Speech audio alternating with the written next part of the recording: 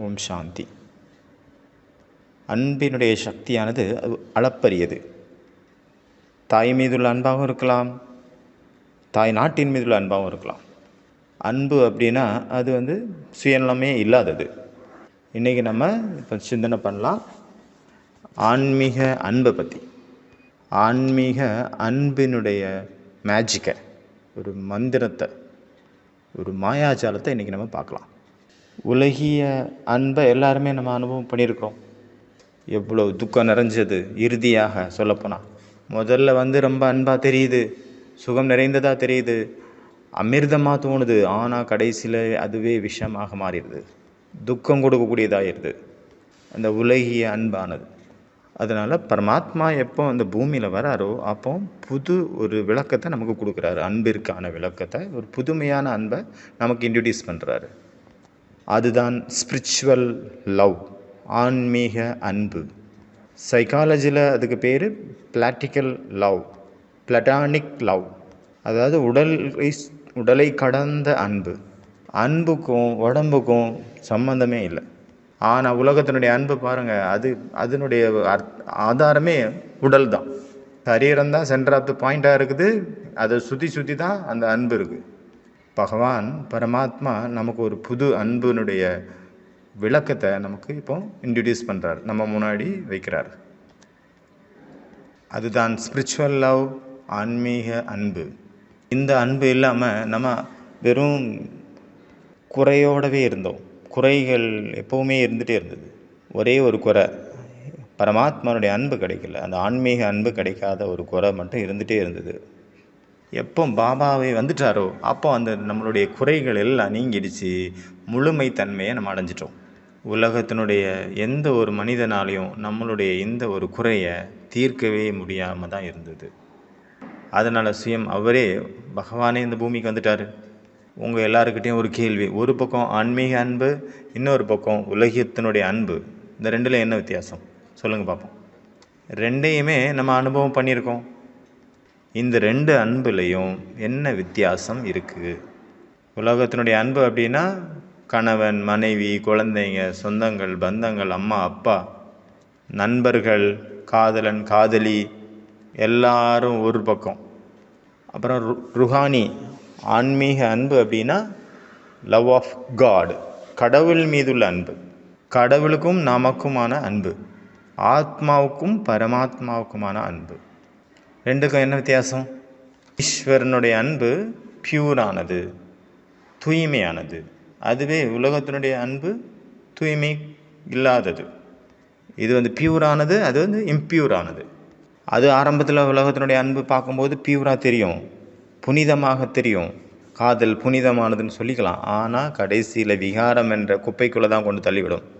சுயநலம் மட்டுமே நிறைந்து இருக்கக்கூடிய அன்பு அந்த அன்பு. எது வரைக்கும் அழகாக இருக்காங்க, இளமையாக இருக்காங்களோ அது வரைக்கும் அவங்க மேலே அன்பு இருக்குது.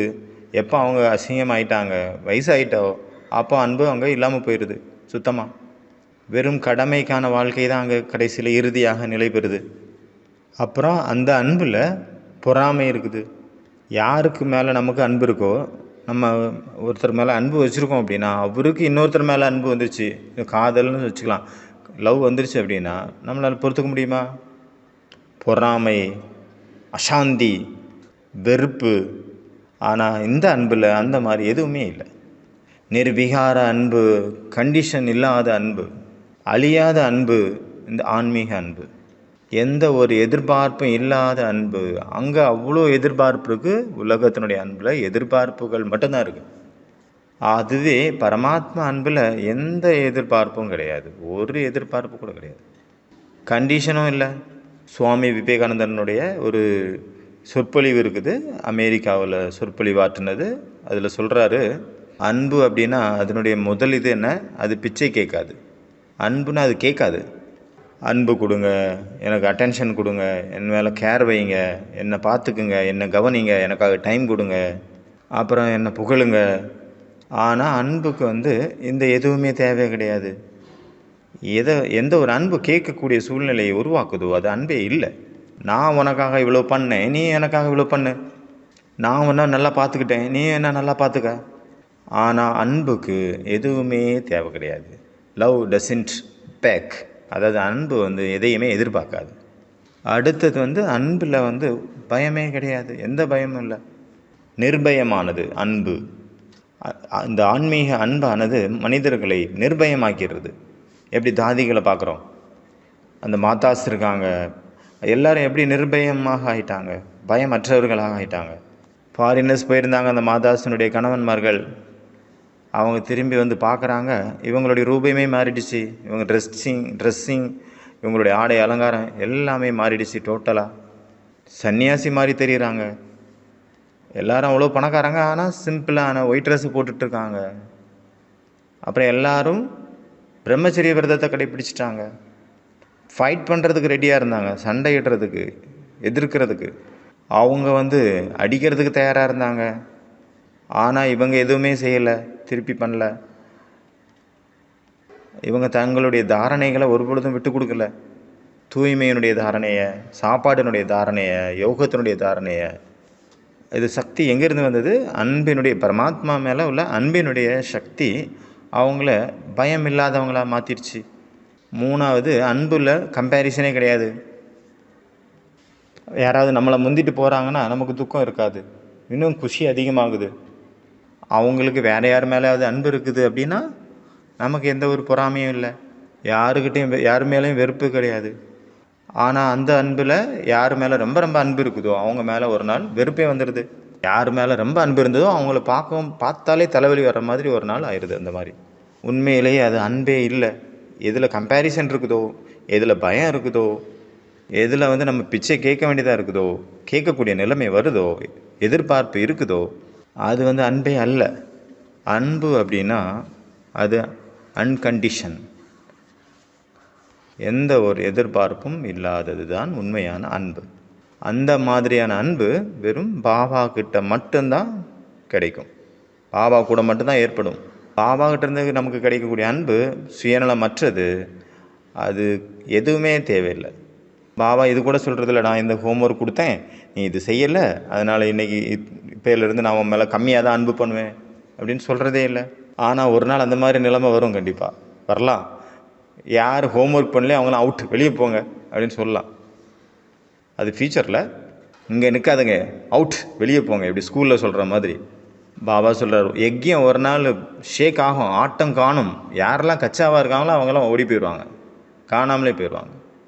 யார் ஸ்ட்ராங்காக உறுதியாக இல்லையோ அவங்களாம் நிலைக்க மாட்டாங்க. யார் முற்றிலுமாக பக்காவாக இருக்காங்களோ அவங்க தான் கடைசி வரைக்கும் நிலைச்சிருப்பாங்க. யாருக்குள்ள தாரணைகள் இருக்குதோ அவங்க தான் இருப்பாங்க. மற்ற எல்லாருமே அவுட். கபடியில் எப்படி லைனை தொட்டுட்டா அவுட், அந்த மாதிரி. ஒரு அவ்யக்த முரளி 4th டிசம்பர், டிசம்பர் மாதம் 4ஆம் தேதி 1995, 1995 வருஷத்தில் உள்ள முரளி. பாபா அதில் சொல்கிறாரு, யார் எவ்வளோ நீங்கள் ஆன்மீக சொற்பொழிவு ஆற்றுனீங்க, ஃபைனல் மார்க்கு அதை பேஸ் பண்ணி கிடையாது. யார் வந்து எவ்வளோ சென்டர் திறந்தீங்க அப்படிங்கிறத பேஸ் பண்ணி ஃபைனல் மார்க்கு கிடையாது. டீச்சர்ஸை மீட் பண்ணிகிட்டு இருந்தார் பாபா. அதில் சொல்கிறாரு, 30 சென்டர் இருக்குது உங்களுக்கு அப்படின்னு வச்சுக்கோங்க, அதில் 15 வந்து ஆடிட்டுருக்கு, ஆட்டம் காண்டுட்டுருக்கு. அப்போ என்ன பண்ணீங்க? வெறும் பேர் மட்டும்தான் நீங்கள் சம்பாதிச்சிங்க, 30 சென்டர் ஓப்பன் பண்ணிட்டாங்க. ஆனால் நிலைமை மார்க்ஸ் கிடைக்காது. எவ்வளோ கோர்ஸ் எடுத்தீங்க, எவ்வளோ சென்டர் திறந்தீங்க, எவ்வளோ நீங்கள் வந்து ஜோதிலிங்க நடத்துனீங்க, எவ்வளோ பேருக்கு நான் பாடம் சொல்லி கொடுத்தேன், எவ்வளோ பேருக்கு நான் கமெண்ட்ரி கொடுத்தேன், எவ்வளோ ப்ரோக்ராம் நான் நடத்தினேன், ஃபைனல் மார்க்கு அதை வச்சு கிடையாது. ஃபைனல் மார்க் பாபா எதை பேஸ் பண்ணி எடுப்பார் அப்படின்னா, மார்க் கொடுப்பார் அப்படின்னா, நான் வந்து எத்தனை ஆத்மாக்களை தகுதியானவங்கள மாற்றினேன், அப்புறம் நான் எவ்வளோ சக்திசாலியாக இருந்தேன், இதில் தான் ஃபைனல் மார்க்கு. யாருடைய ஸ்திதி வந்து முன்னாடி இருக்குதோ அவங்க தான் முன்னாடி, யார் தூய்மையில் முன்னாடி இருக்காங்களோ அவங்க தான் முன்னாடி.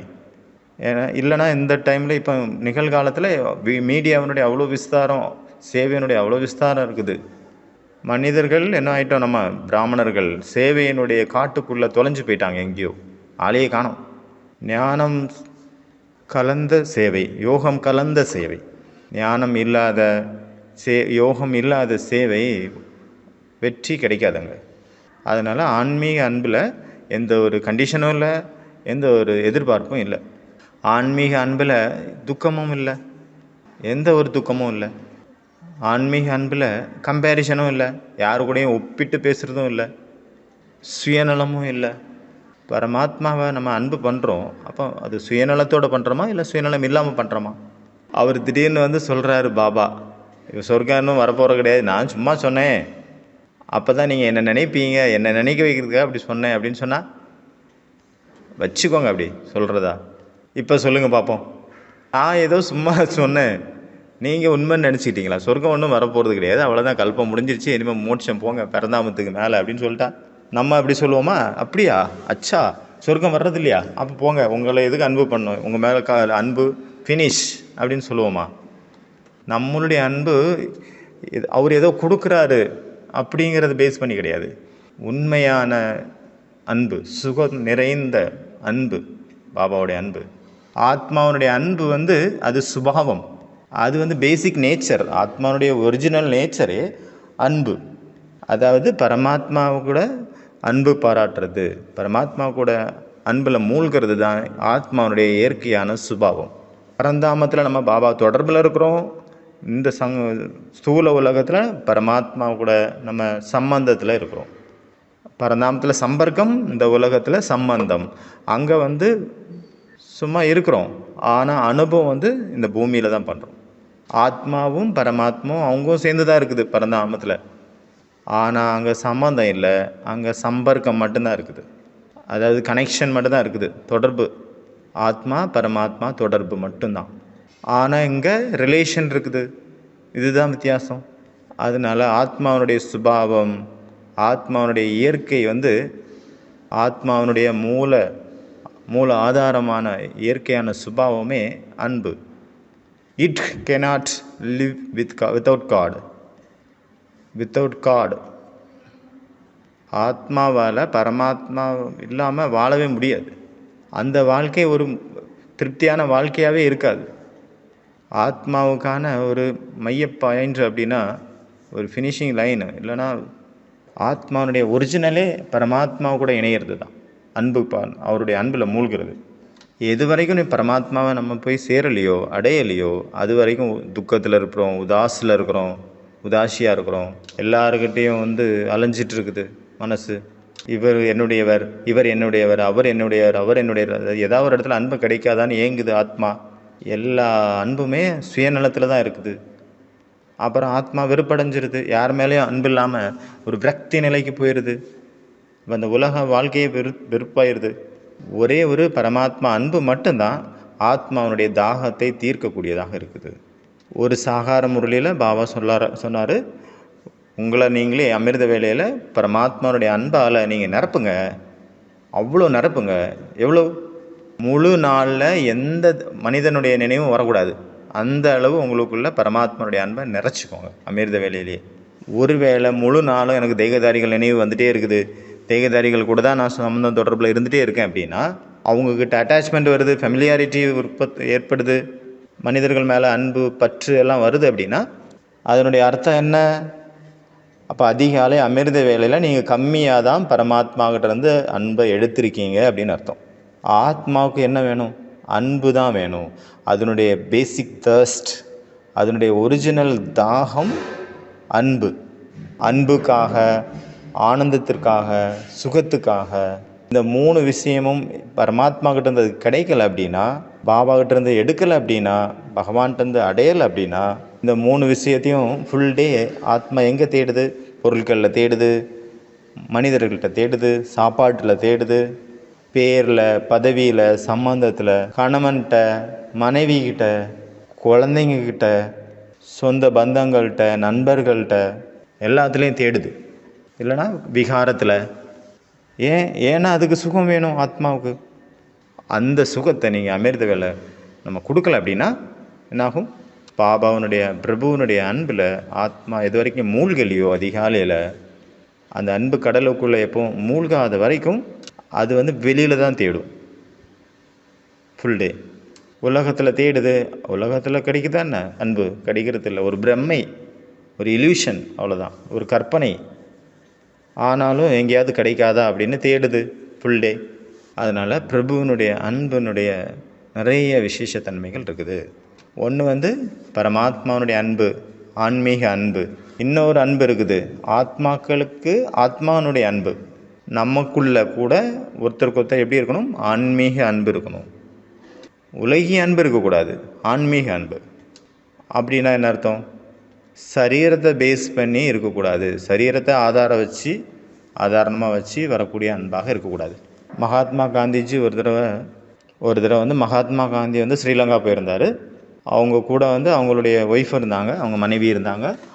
அப்போ அவர் ஸ்பீச் பண்ண போகிறாரு, சொற்பொழிவாற்ற போகிறாரு மேடையில். அப்போ மேடையில் பேச போகிறாரு.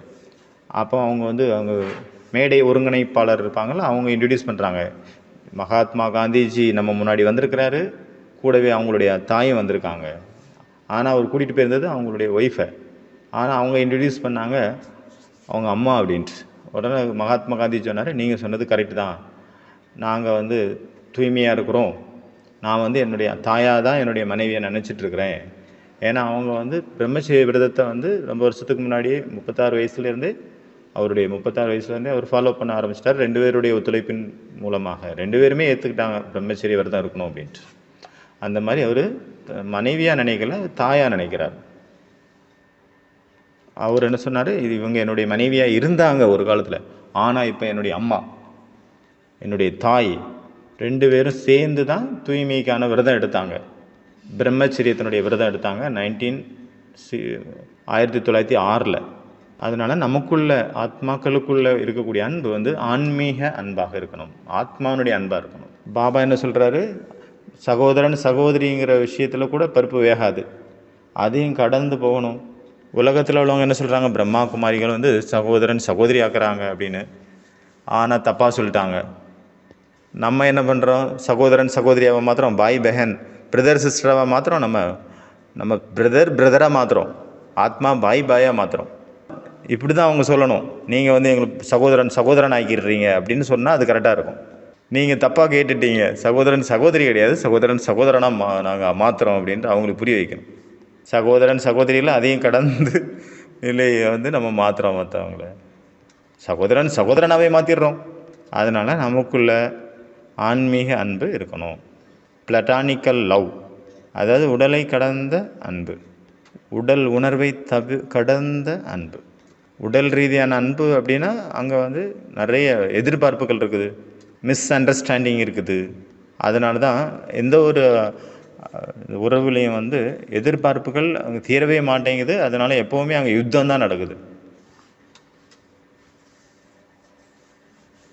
டெய்லி சண்டை தான். அதனுடைய மூல காரணமே காமமாக தான் இருக்குது. மேக்சிமம் லஸ்ட் வெளியில் பார்க்கும்போது வேறு மாதிரி தெரியும், ஆனால் முக்கியமான மூல காரணம் காமம் மற்றும் ஆசைகள். அதனால் அன்பை வந்து ரொம்ப உயர்வாக கொண்டு போகணும். உங்களுக்குள்ள நமக்குள்ள ஆன்மீக அன்பு இருக்கணும்.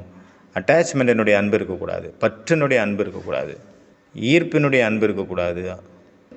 எந்த மனசுக்குள்ள ஆசைகள் இருக்குது, அட்டாச்மெண்ட் இருக்குது, அதாவது பற்று இருக்குது, காம உணர்வு இருக்குது அப்படின்னா அந்த ஆத்மாவால் இந்த பிராமண வாழ்க்கையில் அடுத்த ஸ்டெப்புக்கு போக முடியாது. பிராமண பரிவாரத்துக்குள்ளேயே ஒருத்தருக்கு ஒருத்தர் அட்டாச்மெண்ட்டு பற்று வந்துடுது. பாய் பெஹன், சகோதரனுக்கு கூட வந்துடுது, சகோதரன் சகோதரி கூட வந்துடுது, ஒரு சகோதரி கூட வந்துடுது. எந்த ஒரு பற்று இருக்குது அப்படின்னா அப்போ ஆத்மாங்க ட்ராவல் பண்ணுறது, ஆத்மாவனுடைய பயணம், பரமாத்மாவை இணையக்கூடிய அந்த பயணம் அங்கே நின்று போயிடுது, தடைபட்டுருது. அதனால் லவ் ஆஃப் காட், பரமாத்மாவனுடைய அன்பு அப்படின்னு நம்ம சொல்கிறோம் அப்படின்னா அதனுடைய அர்த்தம் என்ன? வெறும் பாபா கூட மட்டும் கிடையாது. ஆன்மீக அன்பு அப்படின்னா என்ன அர்த்தம்? வெறும் பரமாத்மா கூட மட்டும் இல்லை, அதில் நிறைய விஷயங்கள் இருக்குது. பைபிளில் சொல்லியிருக்க ஒரு விஷயம், பைபிளினுடைய ஒரு வாக்கியம் வெறும் ஓ ஃபாதர் ஓ காட் ஃபாதர்னு சொல்கிறது மட்டும் கிடையாது. அவர் சொல்லக்கூடிய விஷயத்தையும் நம்ம ஃபாலோ பண்ணணும். அதனால் வெறும் பாபா மேரா பாபா அப்படின்னு சொல்கிறதுனால அங்கே ஒன்றும் நடக்காது. பாபா சொல்கிறாரு, இந்த பிஸ்னஸ் வந்து வெறும் வாயினால் பாபான்னு சொல்கிறக்கூடிய பிஸ்னஸ் கிடையாது, இது இதயத்தினுடைய பிஸ்னஸ். அதனால் பரமாத்மாவுடைய அன்பு அவ்வளோ உயர்ந்தது. ஓம் சாந்தி.